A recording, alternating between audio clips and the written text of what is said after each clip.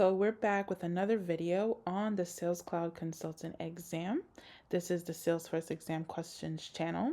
We've been working through this exam through the past couple of months. So today we're going to focus on the consulting practices section of the exam specifically. But if you're interested in any of the other sections of the exam, we have videos for those sections just on the channel. So stay tuned and let's hop into these questions. Question 1. An executive at CloudCakes has asked their admin to create a diagram to show the high-level processes within the business. CloudCakes plans to use the diagram to show the context of a new process within the overall business as a whole. What should the admin create to meet this requirement? So first we have a capability model. So in case you don't know, a capability model helps to define the business need for a project and shows how the project is positioned to help the organization's goals. So that's already literally sounding like exactly what we're looking for in the question. How does this new process fit within the overall business as a whole? And so capability model sounds like exactly that. So that's already sounding like our answer, but let's go through all the other ones. So a SWOT diagram or SWOT analysis is related to identifying the company's competitive advantage in pursuing a project. So that's not really super related to fitting a process within the overall business as a whole. This has to do with a company's competition on doing a certain thing. So that probably won't be our answer. And then we have the SIPOC analysis or diagram, and that helps to identify the inefficiencies to improve a process or output. So again, this already proves that capability model option A is going to be our answer. That's the only option that talks about how the process fits into the business model as a whole. So moving on to the next question. CloudCakes has hired a consultant to help with their initial Salesforce implementation. Which 2 steps should the consultant take to help CloudCakes get Salesforce up and running? We're going for 2 answers here. So, based on this question, they are in the initial Salesforce implementation, right? So it sounds like they are in the planning phase with this consultant. So in the planning phase, defining the company vision and prioritizing the goals for building are the best steps to take, right? And so that's already A, define the company vision, and C, prioritize goals. Finalizing integrations is a step that's more so relevant to the later stages of the implementation. But when you're upfront in the initial stages of this, we are going to be defining what we're hoping to achieve. Question 3. During a discovery session at CloudCakes, a topic is highlighted that is outside the statement of work or SOW. How should the consultant proceed? So we have a topic, it's outside of what we're hoping to achieve. What's the best course of action here? So A is telling me to define and submit a change order for new items. With a change order, the consultant can begin conversations around, is this new topic worth adding to the project roadmap? And they can start setting parameters around when will be the best time to actually address this new topic.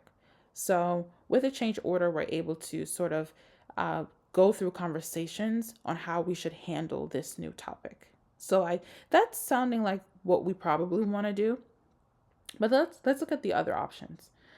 So we have conduct another discovery session. That is not the best option here. So a discovery session is a major time commitment for all parties. You're really like gathering your consultant, gathering your other stakeholders to talk about whether and how we should handle this new item. And a discovery session is a really heavy time commitment. You're getting lots of individuals involved. You need to manage lots of calendars. And so this is a huge time commitment for something that's we've already said it's outside the SOW. So this is like something we'd probably eliminate. It's too much of a big effort for something that we know we're not going to be working on. And then revising the timeline for new items. So you don't want to immediately revise the timeline for a new item again because it's outside the SOW. If this was something that was within the statement of work, perhaps we could revise the timeline to include it, but we know this is not part of what we're going to be working on, so why revise the timeline for something we're not probably going to be working on? So we'll eliminate C and we're back to A. We are going to define and submit a change order for the new items. Question 4. Northern Trail Outfitters is ready to start the next phase of its Salesforce implementation. A consultant recommends using UPN or Universal Process Notation to document the business processes that NTO will use as its guide. As NTO maps out its processes, which two key principles of UPN should the team keep in mind? Choose two answers. So UPN is a diagramming method for business diagrams, something you'll see consultants and business analysts using. So if we're looking at all of these choices, I'll be frank with you, I actually think all of these answers could be correct.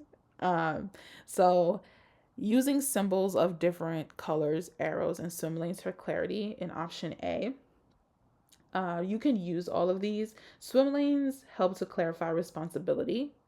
So swim lanes are sort of dividing this diagram based on what is sales doing, what is the technology team doing, what is HR responsible for. So swim lanes help to clarify responsibility. Different colors can be used effectively to clarify different steps, identify different steps in the process. And arrows clearly help you to show what step goes after the other. So arrows clarify process. So all of these different symbols, colors, arrows, and swim lanes, they help to clarify, so that sounds correct to me. But also, B is correct. Limit the number of activity boxes on the screen to 8 to 10. That's general best practice. So that's correct. And keep version control and change history at the diagram level. So version control and change history helps you to document changes to the diagram. If you ever need to revert back to a previous version or look at how a process has changed, you have that information because you've kept a version history, right? So all of these are pretty much correct. So I had to do some digging to see like what are the best choices, because as with any of these Salesforce exams, you might have multiple correct answers, but there are always some answers that are more correct or more close to correct than others. And so I think this is another one of those cases. And overwhelmingly in my research, many say that B and C are the correct answers here. So that's what I'll share with you, B and C, but I also do see A as being something that's valid. So do with that information what you will. We're going to go with B and C for this question. Next, so during the discovery phase of a Sales Cloud implementation, which two steps should a consultant complete to prepare for a successful engagement? Choose two answers. So there are several phases of a Sales Cloud implementation. You have the initiation or the kickoff, then you get to discovery, design, configuration, testing, deployment, and maybe even training and some post-deployment stages as well. So we're talking about what should we be doing during discovery? That's a specific phase we're talking about here. So establishing project goals is option A. This is most likely something that's going to be done in the initiation or the kickoff phase. I will say with these different phases, in reality, the lines are probably blurred between when one stage starts and another ends. So in reality, most places might have that initiation or kickoff at the same time as the discovery. It might very well happen all in one go. But typically, you're not going to be walking into a discovery with no idea of even what is the project, what are we trying to do. So establishing project goals is probably not going to be done in discovery. It's going to be done prior to discovery.